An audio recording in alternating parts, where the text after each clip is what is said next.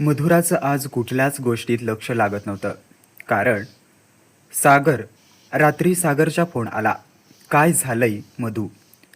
काही नाही. ती रागात म्हणाली. अगं खरंच मीटिंग होती म्हणून आलो नाही. मधुरा शांत झाली आणि म्हणाली, स्वतःला एकदा प्रिन्सिपलच्या जागी ठेवून बघ. एखाद्यामुळे इंजिनियरची सीट वाया गेली तर. हे ऐकून सागर शांत झाला. दुसऱ्या दिवशी तो पूर्ण बदललेला होता. मस्ती करणारा सागर आता अभ्यास करू लागला. परीक्षा आली आणि निकालात त्याचे मार्क्स खूप चांगले आले. तो म्हणाला, मधू तुझ्यामुळंच झालंय सगळं. मधुरा हसली. नाही, तुला फक्त समजायला हवं होतं. कधी कधी न सांगितलेलंच सत्य आपल्याला बदलतं. ही कथा कशी वाटली?